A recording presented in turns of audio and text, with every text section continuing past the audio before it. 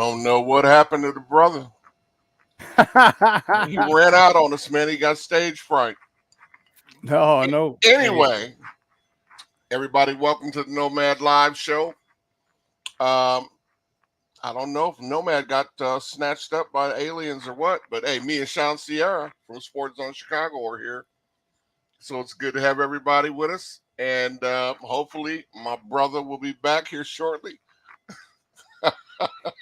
That's the funniest thing that's ever happened. Shawn, how you doing, man? I'm doing well, my man. I am doing well. Thank you for asking. I'm excited to talk some Bears. I'm really excited, and there's a lot going on, man. You know, there's a lot going on, and you know, we're in the middle of lying season right now, so everybody's, you know, when you're hearing a lot of one thing, I'm tending to believe the opposite. All right, and then you started seeing everyone talked about obviously the 800-pound gorilla in the room is the JustinFields situation. They're like, well, he's going to trade. They're going to trade. Reports, I'm hearing this, I'm hearing that, and everyone's talking about this. So I'm thinking, yeah, well, you know what? It is lying season. People forget that, right? I personally think they're driving up the price. I personally think it's leverage. I personally think that they're staying with Justin. And I said it on my show a little while ago. I'll say it here. I'll say it again. Because I'm pro Justin, it doesn't mean I think that Caleb's a child molester or a dog abuser. You know what I mean? Like, yeah, I haven't heard that one yet. I can still want him to be successful. I just feel that Justin's the best guy to run this organization. All right. And so when people are in their feelings, and if you don't agree with them, then you know you need to burn in hell. And I'm like, guys, it's not that serious. You know, I wish Caleb nothing but mad success. Dude, one of my best friends in college. I was talking with him last week. I'm still trying to get him on my show, but he's a teacher. He was his coach, his high school football coach at Gonzaga. He was the head coach there. So of course I'm going to want my buddy's former player to do well. All right. But there's a lot of other things that are going on.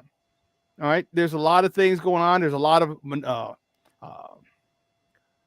maneuvering, jockeying for position, because if you believe Ryan Poles, when he says, I want to build through the draft, and to this point, everything he said he wanted to do, he's doing. Yeah.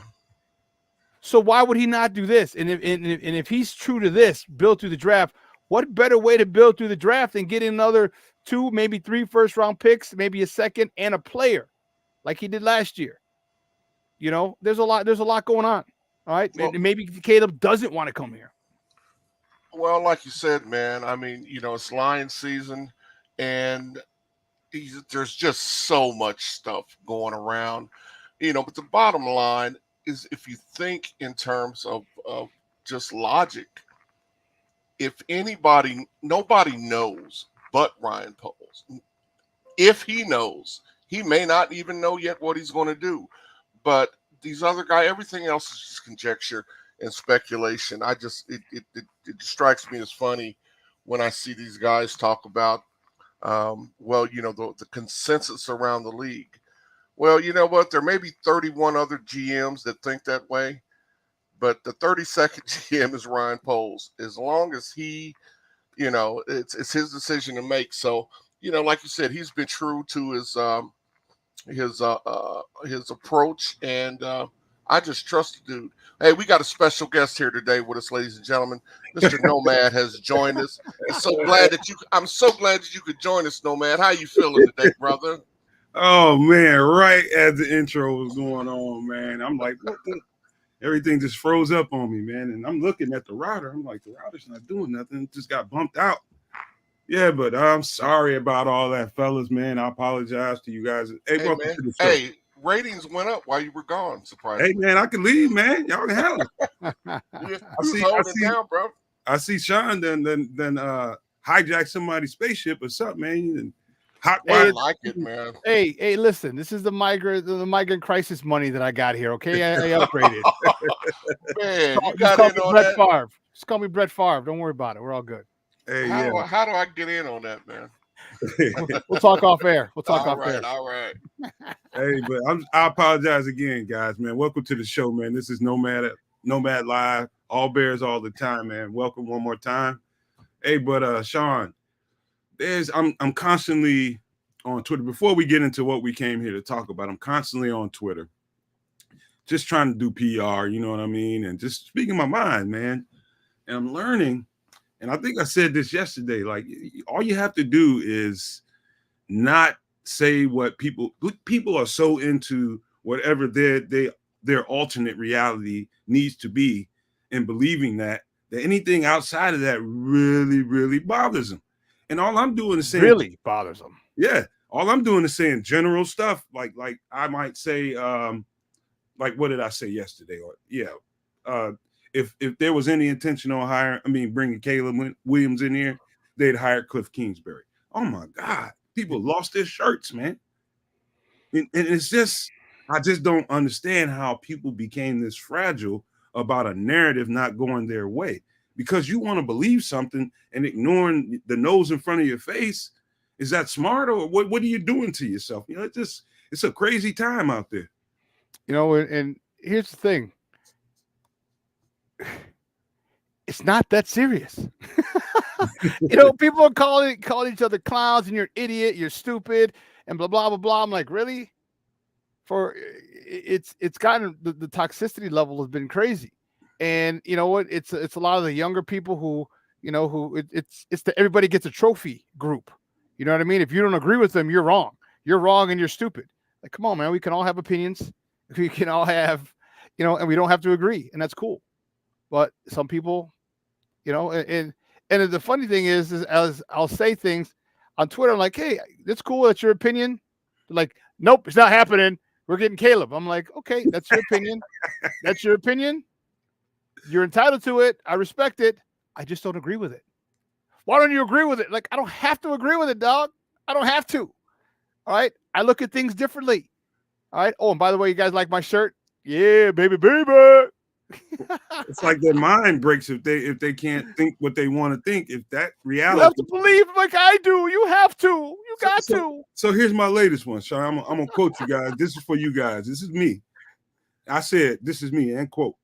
You and I both know Caleb fans will be enjoying Mardi Gras on this app if Kingsbury was in Chicago. But since he was strategically acquired, his services at number 2, at the team at number 2, they're going to want to cancel the fund. Something like that. My phone is acting up now. But what I said was, they'd be celebrating right now if Kingsbury was the OC in Chicago. But since he's not, they want to spoil the fun for everybody else. People can see the writing on the wall, but you don't want to entertain that reality. And so you want to lash out at everybody. I'm telling you, it's easy to scroll past something you don't agree with. But you shouting at somebody else because you don't like that narrative, it's not going to make it go away. No, it's not. It's like, what are you thinking? And if it fits your agenda, then it works, like you said. And let's not be closed-minded like most people are. You don't think that they're marrying quarterbacks and quarterback coaches or quarterback guys? Come on now. Why do you think he had a job, or I should say he was pretty close to having the OC gig in Vegas until he withdrew his name? Why did he withdraw his name to go to Washington? He could have withdrew his name to go on anywhere else, but he went to Washington. Come on, man. There's so many things that lead you down a certain path. And again, you can play dumb if you want. You can play the fool if you want. But the one thing that we like to do, and especially on my show, and I know you as well, we like to educate. Like, it's called a spade. We talk to you guys got to understand. We mentioned it a million times ad nauseum. We've mentioned it. And if the NFL is about money, period, end of story. They're entertainment, and they want to make money. And what better way than bringing the home kid back to Washington? Like I said, like what it did to Connor Bedard and the Blackhawks, or the Blackhawks when they got Connor Bedard, or what it did for the Bulls when they got Derrick Rose. Think of why that worked. Ticket sales for Connor Bedard for the Blackhawks went up $5-8 million in 36 hours when they got him. Think of the ticket sales they increased when they got Derrick Rose. Think of the jerseys they got. Think of the sweaters that they sold when they got Connor Bedard. All these things matter. Coaching matters, but all those other things matter too. Shawn, when you just back away from it for a second and think of it on its face in just common sense terms, and if you've I've been to both places, you know, and if you've never been to Vegas, then it might not make much sense to you. But if you've been to Vegas and you think about that for a second, you know, what rational person turns down an opportunity to have a luxurious job and a place in Vegas to go to Washington, D.C.? Who does that? I mean, if you haven't been to both places or just have an idea of what both places are like, nobody's turning down that Vegas job if they have options. No, Vegas is dope, and it's a growing city, still growing. After the last 10 years, it's still growing. And Mark Davis has been called many things, but cheap has never been one of them. He gave Gruden $100 million, so you know, it wasn't the money. Don't ever think it was the money.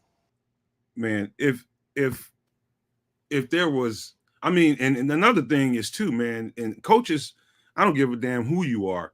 The NFL owners don't have a salary cap when it comes to coaches. They can pay them exactly what they want to pay them. Nobody's going to turn down a gig in Las Vegas with the way that guy spends money to go to Washington, D.C. Nobody. There's a strategic plan in place to get that number one pick, or he wouldn't be there, period, point blank. Whether they get it or not, whether they offer enough to get it, that's something we can argue and debate about. But with Magic Johnson being in that building and being the high roller that he is and a big deal swinger that he is, I know they're going to move heaven and earth to get this dude, man. So when you get tired of being mad at people for giving you the writing on the wall and yelling at people because they won't echo your narrative, then you have to look at it how it is. Look at it on its face and accept what this appears to be to everybody but apparently some of these people who can't get this Caleb Williams out of their heads. And you know what? And that's okay. You know what? And the thing is, so all the people who talked about, well, Justin's a bum. Like, I don't want you rooting for the Bears, man. You know what I mean? Like, because if you can't see the great things that you've done, okay? And believe me, I am not, nor will I ever, have I ever, absolve Justin from some of the things he needs to work on, okay? I'm not going to absolve him for overthrowing a guy in a dig, all right? Or missing a curl, or missing a deep out, all right? I'm not going to absolve him from that. He's got to get better, okay? But players don't develop themselves. Coaching matters. You need coaches to develop you. Otherwise, why do you have coaches? So yeah, Justin Fields plays a part in this, in his inconsistency in the first couple of years. But the biggest part is not on him.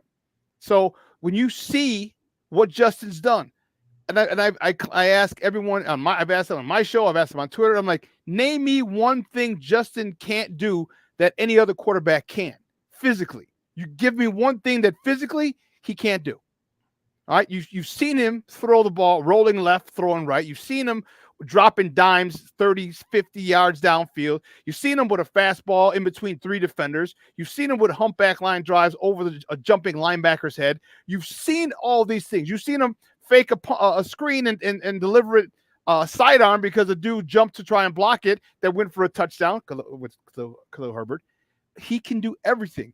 His problem is his inconsistency. That comes with the help of a good coach being consistent. Shawn, all I know is don't you ever in your natural life raise that question on Twitter, because they will all 22 cherry pick the hell out of you, man. Look, they will. And, you know, and I got receipts too, because one of the guy who follows me, he goes, what can he do? He can't throw a screen. He can't throw he can't throw a screen. He can't throw a swing pass. He can't throw a deep seam. He can't throw a fade. So I responded. I said, I put a clip on there. I'm like, 12 seconds. He throws a swing pass to David Montgomery. This day he throws a screen to Khalil Herbert. This one he throws a bomb, a fade pass to DJ Moore. This one he throws a deep seam. Now what? So people want to come at me with the all 22. Cool. And what's funny about it is that, you know, when people say, well, I looked at the film, I looked at the tape, or I said, and I usually say, first of all, did you look at it, or were you following somebody, or did you watch someone who looked at it? Because if you watch someone who looked at it, it's very easy to cherry pick plays that shows his inefficiency mistakes. Very easy. And then you throw in one or two to say, hey, to make it seem like you're just like, okay, he did good on this one, but look at the other 10. So you're like, well, he's honest. He's just, no, you cherry pick. Everyone's got an agenda. You know how you do that? You got to watch every single play from a game. Every single play. That's how you do it. You don't cherry pick, and you can't do it because otherwise you'd be on, if you ever watch film takes, as well as I do, how long it takes to break down one game. We're talking an hour and a half, 2 hours. That, maybe even more. Probably more. Yeah, and so you can't do it with fans, with people who don't know. So people get their information from other people who have agendas. And they just overlook the fact that Justin's exciting. They overlook the fact that he's carried them with his legs. They overlook the fact that he had no defense. They overlook the fact that his defense gave up 33 points a game in that streak. They overlook the fact that in that 5-game stretch where he averaged 30 points with no receivers, with a porous offensive line, they were still 1-4. It's like, come on, man. It's all about perspective. What way are you going to look? You're going to look down and you're going to look at all the bad stuff and say Justin sucks, or you're going to look at this. And the biggest thing also, or not the biggest, but another big thing is people are willing to project what Caleb Williams can do. And he hasn't thrown an NFL pass. Well, he's generational. Well, how do you know he hasn't thrown a pass yet? He hasn't taken a snap in the NFL. But you're not willing to project Justin who finally has a guy who can develop quarterbacks, but you don't want to project his ceiling because you don't want to. And guys, what are we doing here? We're in here talking about Justin Fields again. Why? It's because the Chicago Bears, Ryan Poles, Justin Fields, and this whole prospect of Caleb Williams, and the idea of getting multiple draft picks, and the idea that you can get down to number 2 and get even more is the hottest topic in the NFL right now. There's really not a whole lot to talk about other than this next subject I'm going to bring up in a second. But it is the hottest topic out there. And so we would be remiss by not bringing this up again and addressing it. We got to bring it up every day for a minute. It's worth doing it because the conversation isn't going anywhere until a decision is made. It appears to be what we're saying it appears to be, but, they haven't made the decision yet. Not at least on the outside. They've probably done that on the inside, but I think he's doing it the right way, holding it on, creating suspicion, and building up the cash price, man. You know what I mean? Running it up. And so him not saying nothing yet, I think is the smartest thing in the world. Just let people think what they want to think. We know what we're doing on the inside.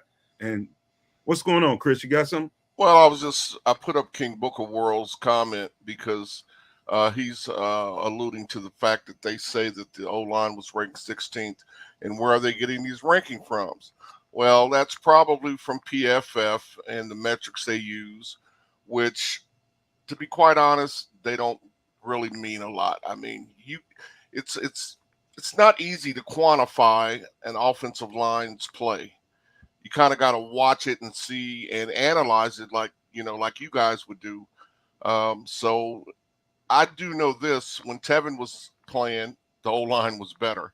So to break it down, when you saw Tevin play, that's when Justin, check out the games that Tevin played in, except for the last game, which was his worst game in his career. My God. Yeah, which was and guys, keep in mind, people keep pointing out that look at how he played against the Packers. Look how JF1 played against the Packers. He threw 16 passes the entire game, guys. He was 11 for 16. He didn't throw an interception. That was strictly a schematic failure on Getsy's part. So I just wanted to address that and get some stuff off my chest, man. I hate being backstage. Hey, man, listen. I had a couple comments that just were spoken to. Hey, you guys are doing a great job getting our subs running up, man, and we're attacking 1,000 real quick. We'll be there fast. And somebody mentioned I think it is, I can't remember who mentioned it, but getting super chats. Anybody that wants to donate to the show and donate to the network and do that favor for us, you'll have that opportunity pretty soon. So if you have not liked and subscribed, please do so, man. We are really close to that goal of getting to 1,000 and beyond.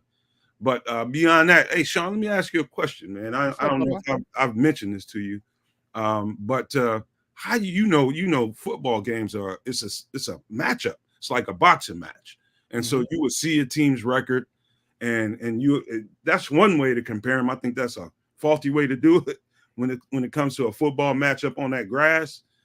What do you think the matchup looks like against Mahomes and this whole Frisco and Chiefs matchup? What do you think, man? Because I'm almost guaranteeing you're not thinking what I am.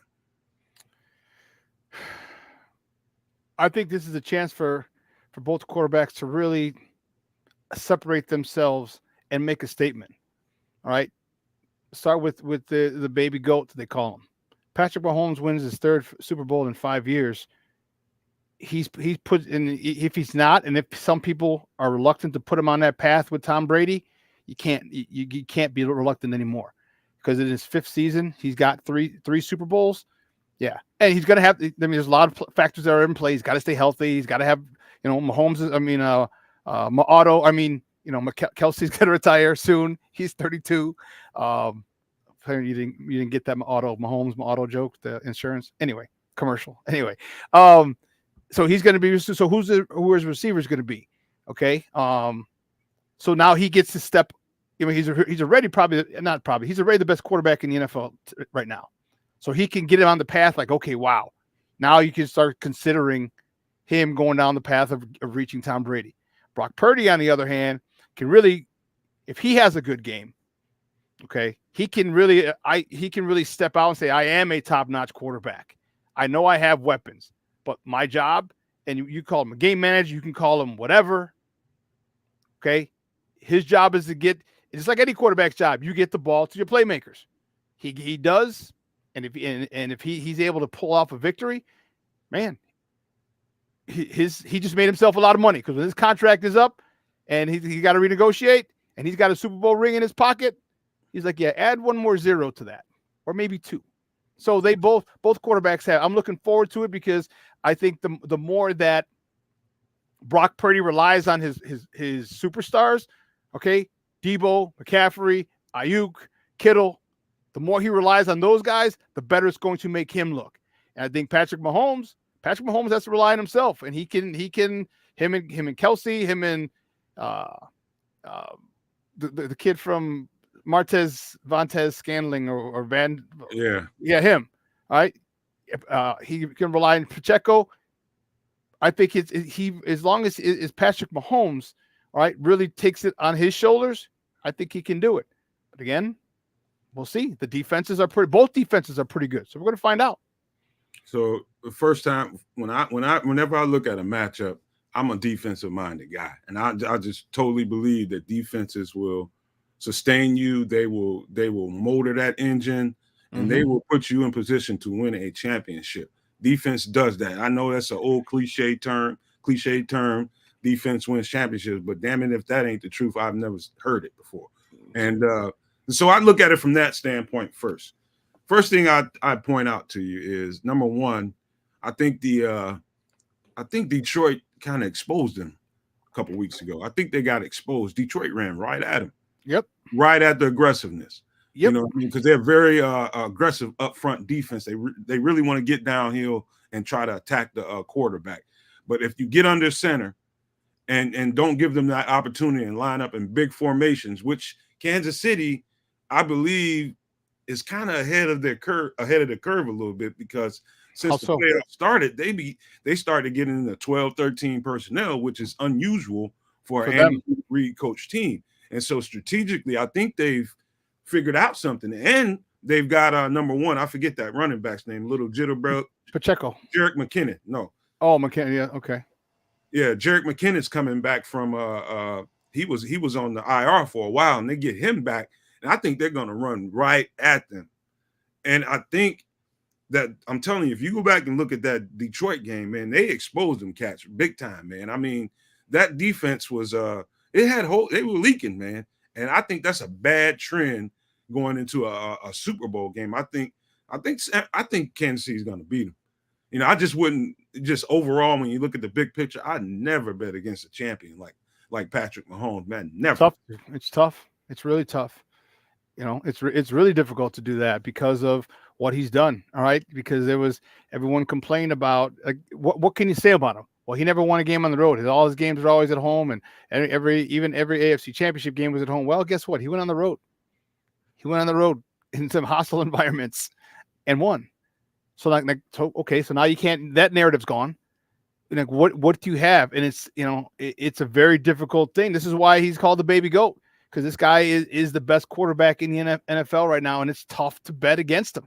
It really is. But the way you're going to have to do it, and I think, and you're talking to a former defensive coordinator, man, I'm beating the hell out of Kelce. I am, if I'm like boxing one, bro, like I got one guy on him wherever he goes.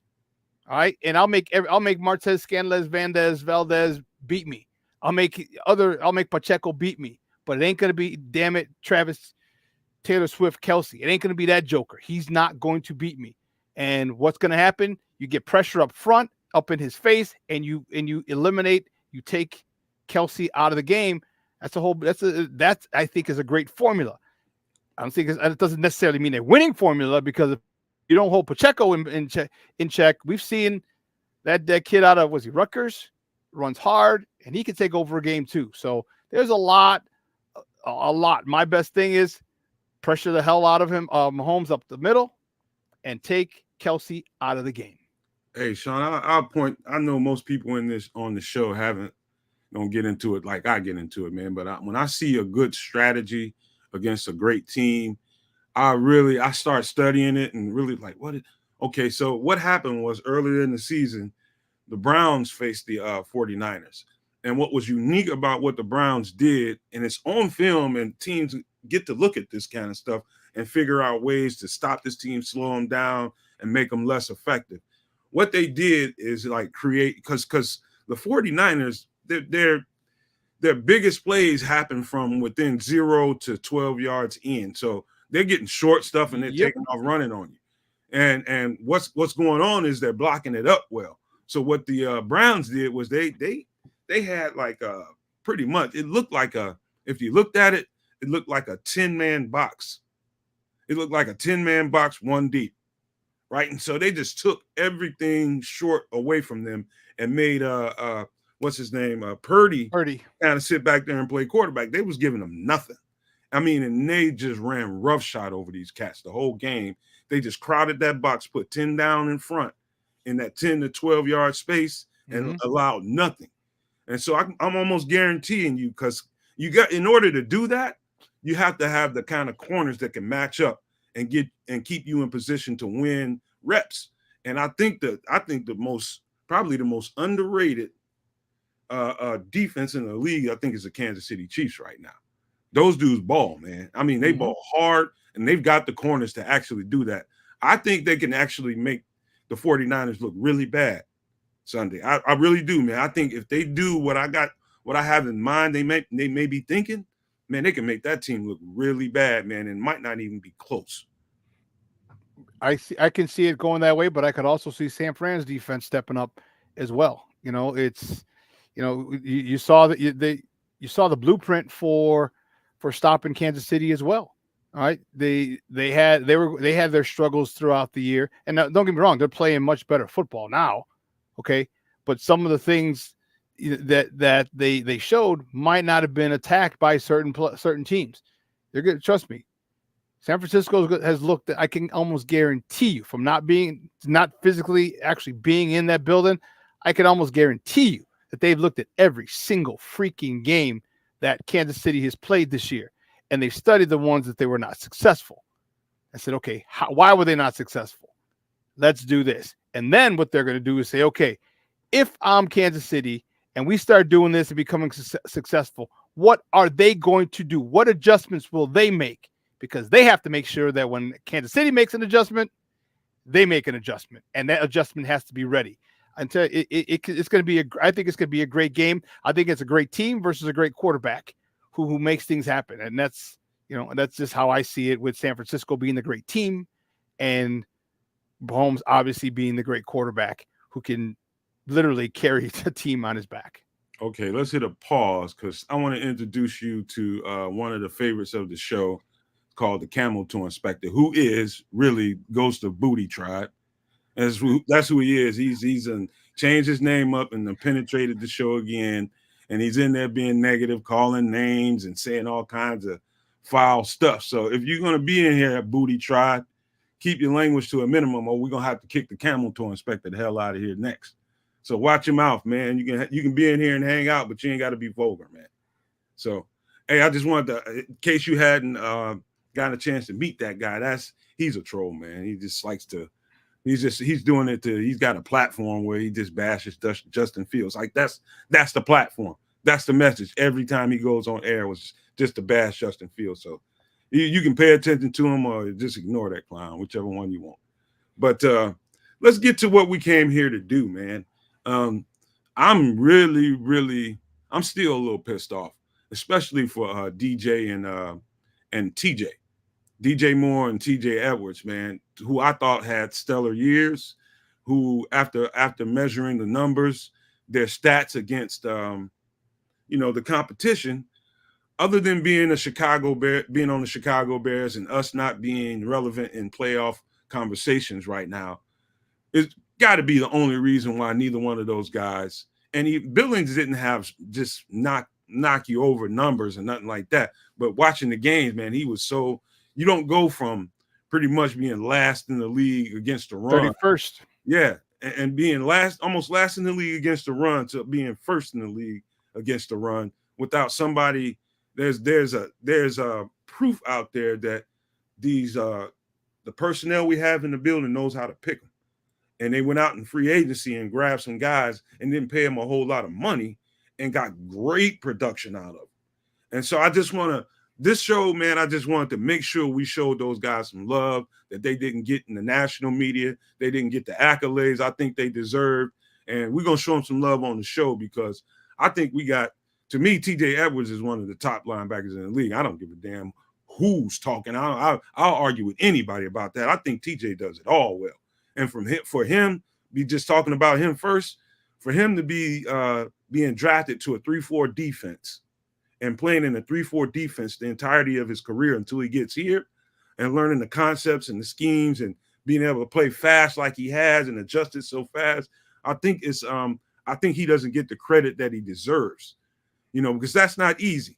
You're accustomed to a style of play and a scheme and the look that a 3-4 would present to going to a 4-3, learning new stuff. I mean, it is absolutely incredible how well he played and how fast he picked it up and was effective for us. Yeah, I really like what he did. And the thing about it is that he's done it so quietly. He's done it super quietly because there's so many times and you see him and you look up and you're like, oh, he made a play. Okay, cool. And all of a sudden, like, wait, he had 12 tackles? Oh, he had 14 tackles? He had 9 tackles? Like, he has just done everything quietly. And people look at ryanpoles and they're like, well, you shouldn't have traded Roquan, this and this. Well, part of it, Roquan said he wanted to be traded. Okay. His contract was a little crazy. It was $100 million. And I'm all for players. You can go get your money, get it. All right. But for a little more than they paid Roquan, they got 2 backers. And TJ Edwards finished with more tackles than Roquan Smith, for all you stat nerds. Okay. And for a hell of a lot cheaper. Like I said, for a little more than they paid Roquan, they got 2 starting linebackers, a middle and a Sam, and you're good. So, and I know Roquan made the Pro Bowl or All Pro. A lot of it has to do with reputation because Roquan's been a stud his whole career since he was here. But TJ Edwards, just because TJ Edwards didn't make All Pro or make the Pro Bowl, doesn't mean he's not a really good linebacker. Doesn't mean he hasn't been impactful. It doesn't mean that at all. It means they're limited by numbers. And when you're in a situation where you're not, I don't want to say loud and boisterous. He's just the kind of guy who goes about his business. All right. He keeps doing that. Trust me. There's going to be at some particular point, whether it be next year or the year after, there's going to be no way you can keep him off or keep him out of the Pro Bowl. He keeps putting up those numbers in the top 5 or so in tackles every year. Man, He's if you can put that stat line back up there, Chris, that'd be great. It's like the you see he had 91 tackles. What is it? 91 solo tackles, 2.5, 2.5 sacks, 1 forced fumble, 3 picks. What that doesn't show you is pressures. It doesn't show you the assists. So he didn't. I'm telling you, just evaluating the season in my head, I bet his numbers are astronomical in assists, and I bet you they're pretty high up there in pressures. People don't think, pressures really count as far as the stat goes, but I'm telling you now that counts more and almost better than a sack when you can pressure a quarterback to get him off time and get him off platform and, break his, timing down a little bit and make him do something he wasn't planning on doing. But yeah, man, I mean, that guy, I'm telling you, I think he quietly might have been the best offseason pickup, period. And you know what's really funny is that you're sitting there, and this is why, like this person here that you talked about, who's trolling in the chat, the camel toe inspector. You can take it down, Chris. Let's just say if someone's willing to give up a number 1 pick for Justin Fields, how valuable is he? Teams don't just give away number 1 picks. If someone, and here's the crazy part, what if there's going to be more than one team that's willing to give up a first-round pick? It shows what people understand. It shows that people know that Justin wasn't developed properly. It shows that Justin wasn't put in the right position to be successful, and that's cliche-ish as that is. It's the truth. Okay? Because there was certain agendas, stubbornness. I don't know what the issue was with Getsy, because I didn't talk to him. But Justin Fields wasn't put in the best position. And if someone's willing to give up a first-round pick for him, it goes to show you how much they value him. I mean, who doesn't value him? Us. Bears Nation. You don't understand. You don't respect all the crap he had to go through. Sacked 9 times his first start on his the Bears employing the Swiss cheese offensive line his first year, then tearing down the defense, and he still was a highlight reel. And yes, he is not perfect. Yes, he misses receivers, but guess what? I'm going to tell you a little story. All quarterbacks miss receivers. They do. All of them do. Even Tom Brady, even Patrick Mahomes. So his consistency was the issue, and that was it. So why is Chicago media so anti-Justin? I think you hit it, Shawn. And Chris, if you can grab the chat for me. I think you hit it. And I think it comes back to and my grandma used to say this to my uncles all the time. You better appreciate what you got, you ungrateful bastard. You can have nothing. You know what I mean? And I think it boils down to that. The fact that it's almost like kids on Christmas, man. You had great toys. You had great toys and you've had them all year, and all of a sudden, the new toy is out there and you see that and you just totally ignore. That's how these fans and the fan base is. I ain't gonna say everybody, because apparently everybody doesn't feel that way that's in this show and watch our stuff. They don't. I mean, the appreciation level is just like, what have you done for me lately? Like the dude, that's the part that really upsets me, man. I think it's how ungrateful people are and what that kid's had to go through and how he stood up to that with his chest out, chin up, didn't feel sorry for himself, didn't throw people under the bus. He absolutely took it on the chin and carried all of the weight that a quarterback, you're going to get everything when they win, but you're going to get it all when you lose too. And he's had to carry that the entire time he's been here in Chicago, and people have no respect for that. Why? Because they see some young gunslinger that throws incredible looking balls off platform, and he's a good looking quarterback, but he's just a good looking quarterback. And the prospects of someone, how do you ignore the opportunity to do exactly what you decided you wanted to do? Build through the draft, build a champion through the draft. How do you ignore all the opportunity that you have in front? This is a once in a lifetime opportunity he's going to get. And this is the chance that he's been waiting on. and you just want to just ignore all of that to get a quarterback that you don't really need. I mean, if you just think about it in that way, then you realize how ludicrous this conversation is. It's absolutely ludicrous, man. Go ahead, Chris. Well, I was just wanting to highlight what Keith Harris said. Justin is the most talented quarterback in Bears history, yet Chicago media wants him out. Why? And, you know, it's something I've said before, man. I've been watching the Bears since the late 60s. Justin is the most talented quarterback that we've ever had. And I would say, as far as talent, I mean, he's even more talented than Jay Cutler because he's got Cutler's arm strength, but he's much more mobile than Cutler. And Cutler could run. So I just don't get it. A team and a city that's been so starved of a quarterback for so long, we now have a guy we can build around. Why do we want to get rid of him? I mean, the net gain, you're talking about net gain here if you want to try to quantify it.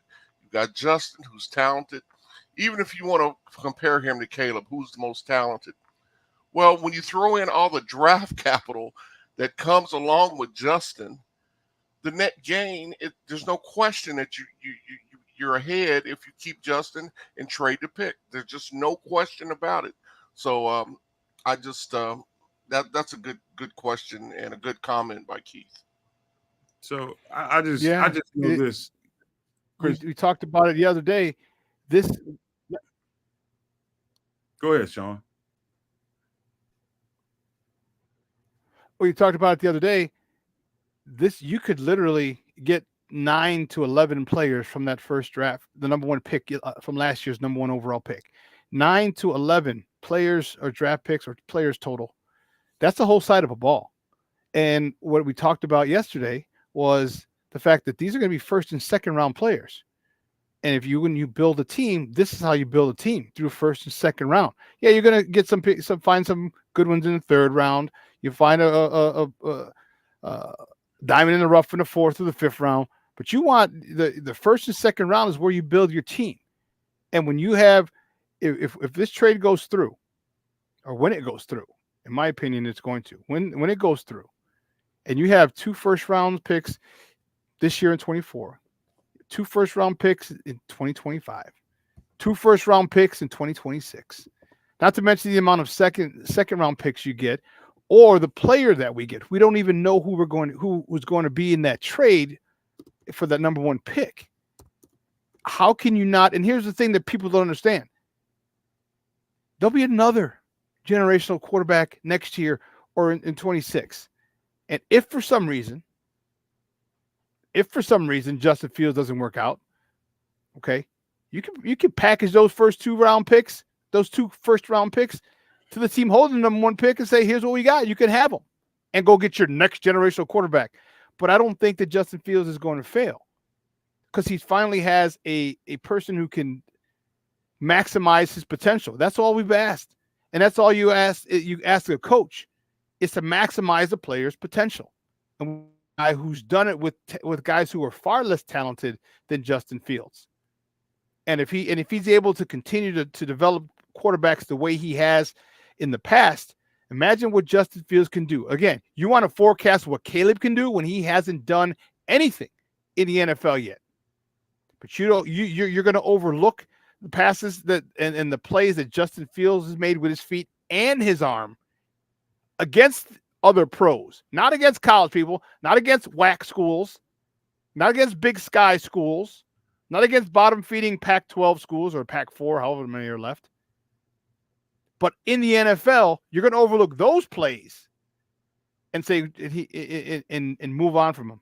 It just doesn't make sense to me, and that's fine. You can agree, you can disagree, and be on your side, on that side of the fence. Just I don't agree with it. I just think it's better that you build a team. And with Justin, I'm telling you, he has everything you need. Justin has everything you need to be generational. So let's, because everyone likes to use that word, and all you gotta do is help him. Justin saying, "Help me, help you," is all he's saying. Help me, help you. You know why? Because coaching matters. Basically, But we're going to take a quick pause for a station identification. Then we're going to get back to this on the other side of it and explain to you guys why the Justin Fields conversation seems to be dominating this conversation. We're supposed to be talking about TJ, DJ, and Billings. But let's take a quick break, and we'll get right back to it. The best Chicago Bears content anywhere. Catch Nomad live pregame 1 hour prior to kickoff, and Nomad at night postgame, and every Friday evening at 7 p.m. Central on all the most popular streaming platforms, and only on the Nomad Network. That's right, man. Please hit that sub and that like button. Hit those notification bells, man, because you just never know when we're going to bring some new content out. We're trying new stuff. We're getting in new time slots. We're giving you more content. And, you know, we might come out here on a whim, you know, based on what might be going on in a day.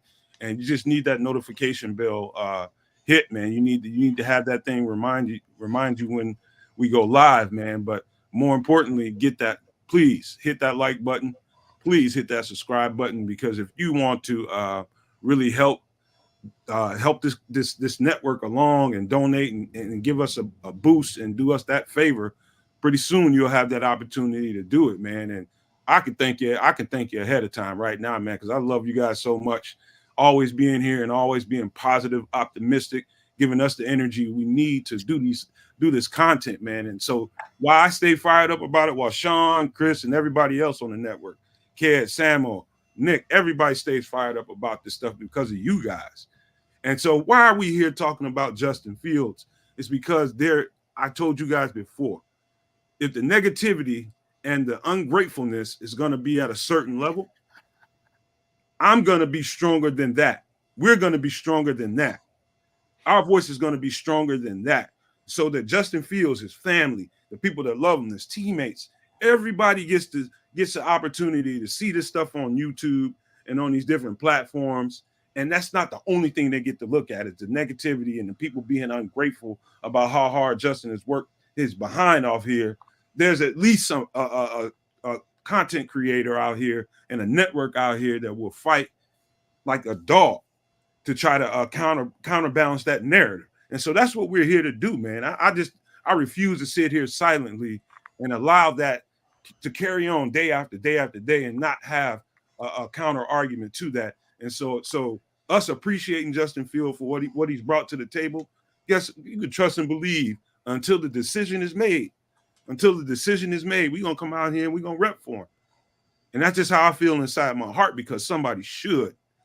And that's the bottom line. That's how I feel about it. And I just want people to know that.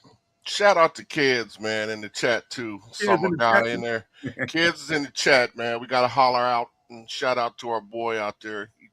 He's either at work or he's probably not working at work. You know, this is the one thing that, you know, you talked about being adamant about it. And here's why. Like, I don't care what draft evaluators say. Okay? I don't care. All right. I care what I see with my own eyes. Okay. I have I've been blessed to be in this game a long time, playing a long time, coaching a long time. All right. And I trust my eye over other people, especially people who haven't played. Okay. But there's also things that we know about things in the locker room. And that is one of the things that's not being talked about. So you can sit there and say whatever you want, and that's cool. Okay. But I understand that you're looking at it from your perspective, and I respect it. Just don't agree with it. All right. Because I know what I've seen. I know what people that I projected in the past who I think are going to be good, people who I don't think are going to be good. And my reputation or my ability to adjust and evaluate has been pretty good. Is pretty good. And I don't know. Maybe it's just being the teacher in me for 15 years. Maybe it's the coach in me for 15 years. Okay. That you see a guy's potential and you know it can be maximized. And when you do maximize a kid's potential, a young man's potential, with all the talent that this guy has, you've seen him on the big stage. You've Hold on, seen stop. him in the college football playoffs. Time out, Shawn. Hold on just 1 second. I apologize, but I had to do some unnecessary just now, man.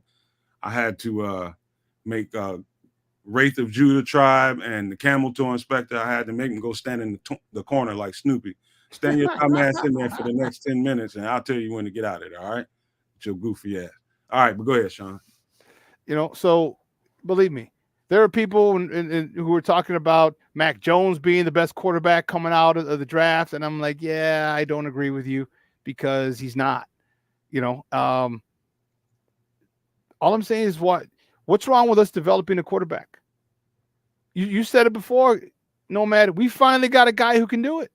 We finally got a staff who can do it. We finally have a staff who has developed quarterbacks. So the one thing that we've all talked about with Justin Fields is he hasn't been developed properly. Well, now we got guys to do that. Now we have guys to do that. And now you're like, oh, let's get rid of him. Whoa, why? So you got the thing you need to unleash this guy and make him a top 10 quarterback, to make him one of the faces of the league. And you're saying, yeah, let's get rid of him. To me, that doesn't make sense. Let's draft and develop our own talent. We have the people to develop. We've drafted him. We have the people to finally develop him. And now you want to get rid of him? Come on, man. Now you're acting crazy. And do me a favor. Make sure you follow SportsZone Chicago too. It's the collabo that I'm doing with Nomad and the Nomad Network. And you know what? We're both passionate about what we do and our Chicago Bears. So make sure you like SportsZone Chicago's Facebook page, like our YouTube page, Instagram, Twitter. You like it all. We're going to bring you this content. Nomad and I are going to be doing this, and again, I don't care what people say. I don't care what Adam Schefter says. I don't care what this guy says on TV. I don't care what Shady McCoy says. I trust my eyes, and in my years of coaching and playing. All right. And I have a lot more hits on people that I think are going to be good in the NFL than misses. So I'm trusting. I know in my heart that I just know that Justin Fields is going to do something phenomenal next year if they keep him. Because again, that's out of my control. But if they do, watch how crazy this guy is going to be. What do you do when you have a quarterback that's being, a little bit mishandled, a quarterback that's not really getting to the, to the status that he needs to get to, but has all the potential in the world? What do you do with a quarterback like that to elevate him and to get him where he needs to go? What do you do, Shawn? What do you do? You add the supporting cast around him. Immediately, what happened when you put DJMoore on the team? See what happened. Immediately, when you focus on Cole Kmet and have him be a viable weapon in the offense, boom, you see what happened. Immediately, when they start beefing up this offensive line and getting depth there and getting studs on the edge, well, they got one stud on one edge. I think possibly, man, we're going to talk about this on another show, but I believe that I'm just guessing, man, but I feel like I think it's a good guess. I think they may have they may be entertaining the thought of putting Darnell Wright on the other side. I know everybody gets upset whenever I say this because it's like, oh, we've seen too many guys been moving around and that's messing everything up, the continuity and all that stuff. I get that. But, and then there are other people that say that Darnell Wright is a right tackle. We need to leave him there. And he can't play left tackle because he didn't look so good when he was in college doing it. I beg to differ. I went and looked at the tape hard. Darnell Wright is absolutely left tackle capable. I can promise you that. And I will say this again to anybody that didn't watch the shows of me saying this. If you think I'm kidding you, go back and when they faced their stiffest competition in 2021, when Darnell Wright was a little bit smaller, he was a little bit leaner back then, but he was in 2021, he played left tackle for the season. The only reason, remember this, only reason he ended up on the right side was because of injuries. Natural fit on the left side. And he absolutely dominated Alabama that year. Dominated them. What's 31's name? What's number 31 that ended up going to the Texans? You talking about Will Anderson? Yeah, he swallowed him up. Kicked his ass and everybody else that came after him. Dude, he handled Max Crosby with one arm this year. One arm. If you watch that tape, and when I went over it, at first when I saw him, like, wait, he's not even using. Was it his right arm that was messed up? I don't remember if it was right or his left arm. I'm like, he's not even using both hands. And this is Max Crosby, who's one of the best pass rushers in the NFL. And this dude is handling him with one arm. I'm like, holy sheesh. And I went back and watched it a couple times and like, let me make sure that I'm not just seeing stuff because I love the Bears and I want something. It's not hyperbole. And I'm lost. I'm like, holy sheesh. He's blocking Max Crosby with one arm. Come on, man. Come on. Well, I just put it to you like this, man. I don't know exactly what they're going to do, but I like the idea of, because this draft is so right tackle heavy. I've said this a number of times, and I believe people are starting to see exactly what I mean.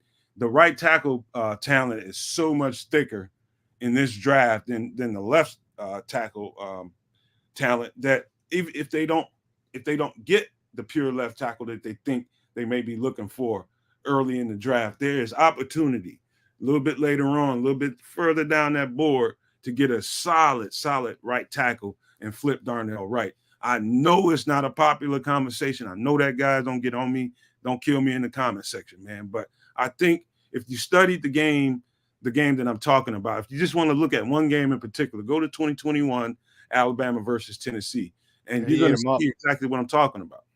Ate him up. Yep, I watched that tape. You know, and see, and this is the cool part about it. Like, me and Nomad don't agree on everything. Like, I still say keep him on the right side, move Tevin to the right side, and move Nate Davis to the left side. I know, because I want that strong side. I want Tevin Jenkins and Darnell Wright on the same side. Now, if you move them to the left, cool, fine. They're both on the left. I'd want them both on the right. And listen, on 3rd and 1, on 4th and 1, where the hell we're running the God blessed ball? Try to stop us. Those two dudes are extremely nasty. And I'll tell you what, locker room and talking to those guys, Darnell Wright's one of the nicest guys in the. I mean, he's still young. He's still a little wet behind the ears, obviously. But man, he's been nothing but nice to me when I go in and ask him questions. Tevin Jenkins, nothing but nice to me. And you see those dudes on the field. Dude, we've all seen Tevin Jenkins take guys off the field to play. And he plays to the echo of the whistle. Dude, those are the guys you want. I played behind offensive linemen like that. I loved it because you knew. Now, he had the bad game in the last game of the season against Green Bay. We all have bad games. But you look at his whole body of work when he was healthy, man, that Joker's blocking dudes. He's pancaking dudes. He's falling on them like you ain't getting up. He's knocking people down, going to the next dude blocking. This dude, those two on the same side of the line is going to be a freaking problem. And you add 12 personnel or 13 personnel, probably 12 because now you still got Kari Blasingame, or 22 personnel. Man, with tight ends, with that strong side, come on, man. This is a recipe. Because now what are you going to do? You're going to stack the box? Well, guess what? Guess who can beat you with his arm? JustinFields. I like this comment by Mike Davison, man. Because we got to get out of here, man. Mike Davison says, I'd rather draft Fuaga and flip him to left tackle. The only concern I have is if he flipped it in his mind. I like that comment, Mike Davison, because I've actually pondered that. And when I think about tackles having to, maybe be going to another side and learn a new technique, I think the most important thing you got to have when you do that is the feet. Footwork. You got to have the foot. If you got the foot quickness, it's going to make up for a lot of your shortcomings. If you got foot quickness to be able to catch when you lose, get yourself back into the play when you lose, Fuaga has got some of the best feet I've ever seen in an offensive tackle that big. I've never seen a guy with that. I mean, his feet are outstanding. I mean, they are so butter quick, man. I mean, I can go on and do a show about how over the moon I am about Talish Fuaga, because I really think he's a stud. But we'll get into that in another show, man. I would like to thank you guys for coming. But before we get out of here, Shawn, you want to give any shout outs before we wrap up the show? Yeah, I want to thank all the people that are in the chat. people who came over from my network and support me all the time, and I appreciate it. People from Nomad's network, I appreciate it. We're going to continue to give you content, and I'm telling you, we're adamant about our stance because we trust our eyes.